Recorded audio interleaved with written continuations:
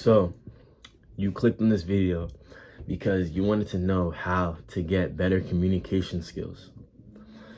This is actually, in my opinion, one of the hardest things to master, but I promise you, if you master this, your life will be so much better. I'm going to tell you the things that I have done to really communicate proper in a better way, in a better form, to help people understand me.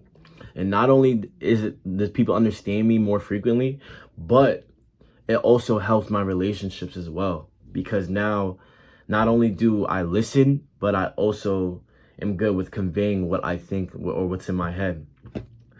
So let's get right into it. I'm going to show you everything you need to know. So let's go. Number one, I became a way better listener. When people are talking, you don't want to just listen, but you want to actively listen, meaning that you want to make sure that you're engaged in the conversation. When a lot of people talk, sometimes you could just tell when people aren't really interested in what you have to say. They'll just be like, yeah. But they're not really, they're hearing what you're saying, but they're not really listening. And that's when the engagement comes in at. You want to make sure you're engaged. You want to give people that eye contact. You want people to know that you're paying attention. You want to ask good questions. You want to make sure that the other person that you're talking to feels good while they're talking to you, because they know that you're understanding and you're trying to help with whatever they got going on.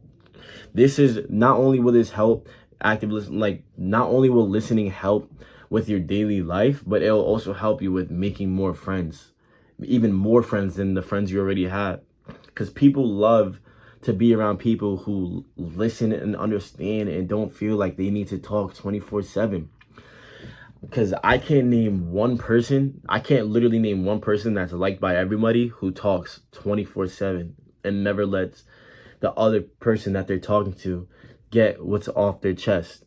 It's all about listening and speaking and communicating. But first, before we talk about any of the communications, you have to learn how to listen. And this is very important. Number two, you need good body language. Body language, it's not always about what you say, it's about what you don't say. And body language is a perfect example of that. Because you could get a message across without saying anything, just based on how your body looks and how you're presenting yourself to other people. This is a very crucial step because majority of communicating is body language. And if you don't have good body language, you can't expect to become a better communicator, because a part of communicating is, like I said before, is what you don't say. A lot of people tend to walk around looking down, just looking really sad all the time. Like, I could tell by somebody's sad just by how their shoulders are rolled back like this.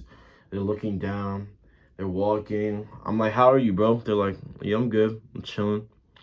But you know what I'm saying? But like, I don't like being around people like that. I don't know if it's just you, but I don't really like being around people like that. I like being around people where like their chest is up, shoulders rolled back, chin is up, they're talking fluently, they're talking loudly, they're making their presence known.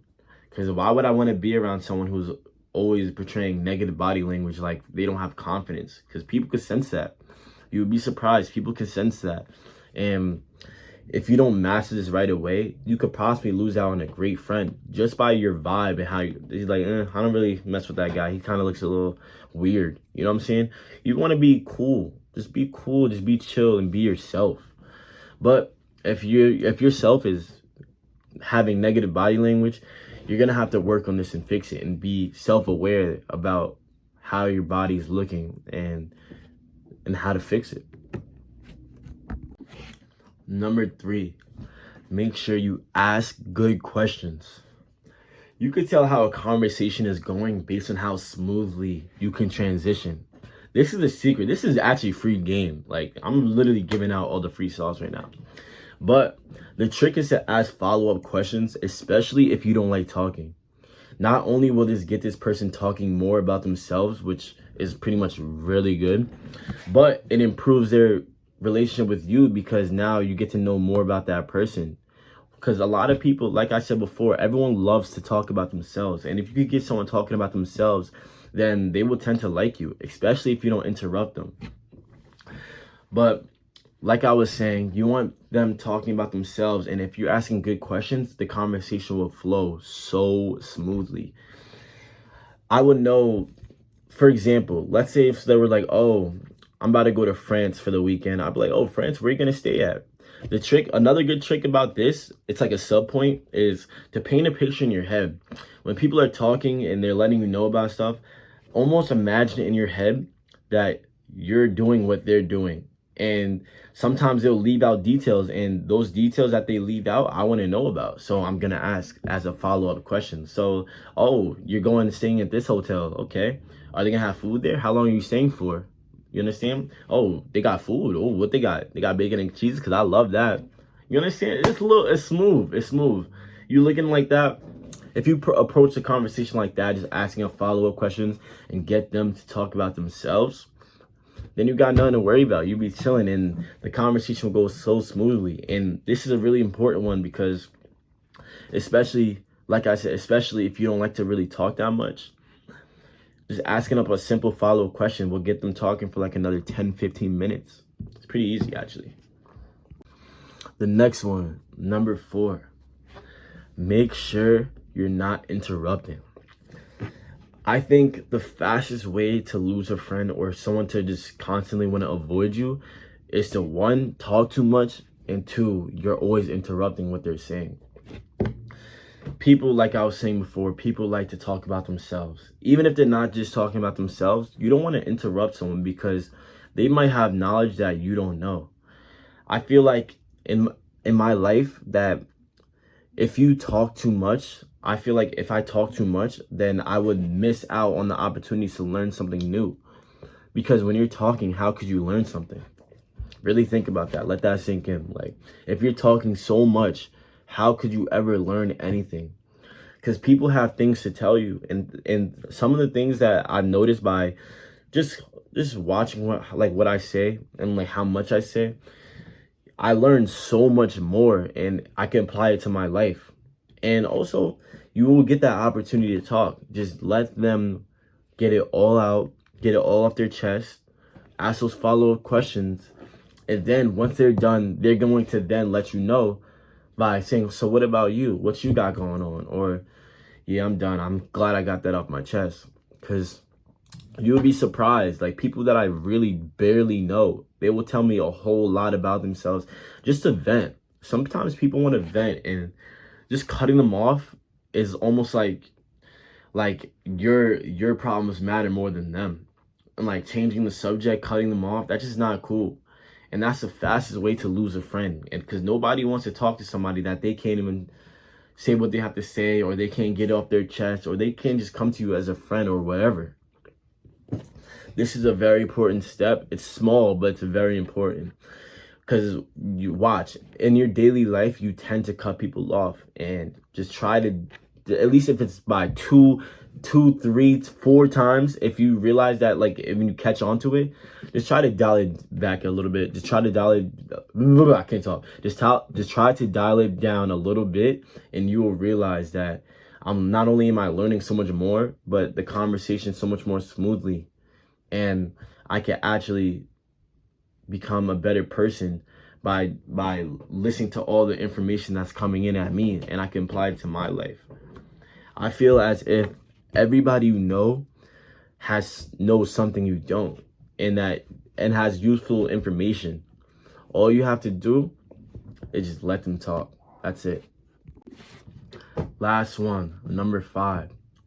Sometimes it's not about what you say, but it's about how you say it. When you're talking to people, you have to realize that sometimes, based on your mood, your tonality will come off as like shooing them off, or just trying to dismiss them, or maybe it comes off a little hostile or aggressive. Everyone has different tonalities, but you have to watch how you say things, because, for example, I could say yeah, okay 5 different times. I could say yeah, okay, or yeah, okay, or yeah, okay. You understand? Those are 3 different vibes I could say it in. And based on how you say it, it'll mean a totally different thing. focus on your tonality, because if you can master tonality, no one will ever feel threatened or feel like you're attacking them or being aggressive. And you can be assertive without having that aggression added to it based on just tonality. It's okay, like, because I've realized that in my life that I needed to work on this as well. And trust me, my mom tells me all the time, and I sometimes I truly don't, I'm not fully aware of how I'm saying it, but it is saying like I'm sounding like an asshole. You understand? And not just for my mom, of course, with everyone. But I was a good example because you want to make sure that everyone feels good when they're speaking to you and you're speaking back to them. And tonality could be a distortion in your speech, which makes someone feel uncomfortable or feel like you're attacking them in a way. This is definitely something I had to work on, and this was probably, like, to me, this is the hardest one. But this is your boy. Thank you. Also, I want to say thank you for 200 subs. I seen that this channel is growing. We're doing what we have to do. I told you guys that show love and support, and we'll keep going, and you guys keep me going. So thank you for 200 subs. Many more to come, hopefully, and I will continue to keep this up. So let's get right into it. It's your boy Zanny. I'm off this, man. Peace.